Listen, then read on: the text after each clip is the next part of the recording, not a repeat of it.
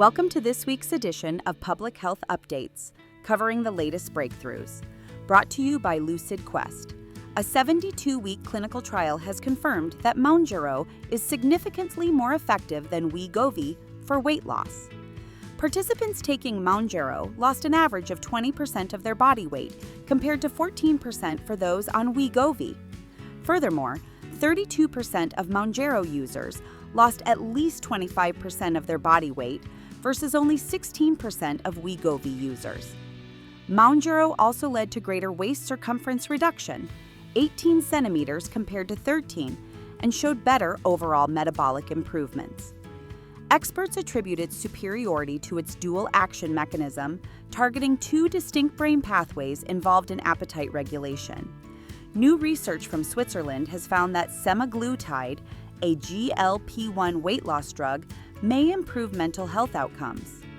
The study linked the drug to enhanced mood in individuals, both with and without pre-existing psychiatric conditions.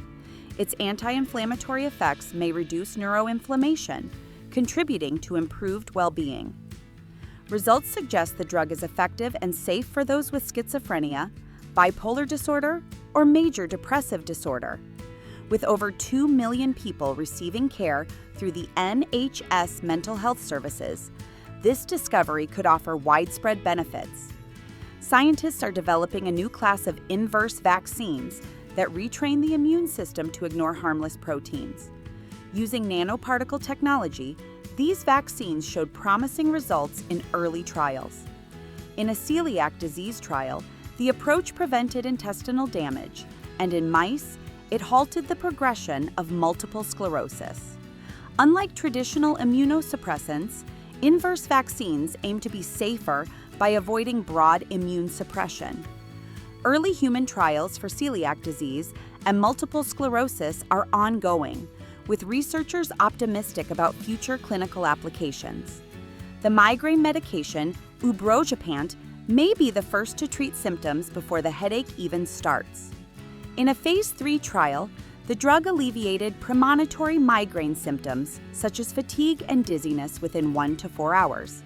This represents a shift in migraine treatment strategy, from reacting to pain to proactively managing early symptoms. If further validated, this could change how clinicians approach full-spectrum migraine care. Spending too much time sitting has been linked to increased risk of Alzheimer's disease. In a 7-year longitudinal study, prolonged sedentary behavior was associated with brain shrinkage and cognitive decline. The association remained even in participants who exercised regularly, suggesting that physical activity may not fully offset the risks of excessive sitting. Individuals with the APOE4 gene, a known risk factor for Alzheimer's, were particularly affected. Experts recommend incorporating more movement throughout the day to support long-term brain health. A new wearable device offers real-time estimates of breast milk intake by measuring electrical signals during feeding. In early trials, the device estimated milk volume within just 2 milliliters of actual intake. This non-invasive tool could offer parents peace of mind without the need for cumbersome pumping or lab-based measurement. Although larger trials are still needed before widespread clinical adoption, the technology holds promise for enhancing infant nutrition tracking. Men face significantly higher mortality rates from Takotsubo cardiomyopathy, commonly known as broken heart syndrome, according to U.S. hospital data. While 11% of male patients died during hospitalization, only 5% of female patients did. The condition is more frequently triggered by physical stress in men, while emotional stress is a more common trigger in women. Experts suggest that biological factors and differences in social support networks may contribute to this disparity. There is currently no proven medication. However, rapid medical attention for chest pain remains critical. New research has identified taurine as a key energy source fueling leukemia progression. Leukemia cells extract taurine directly from the bone marrow to meet their energy needs.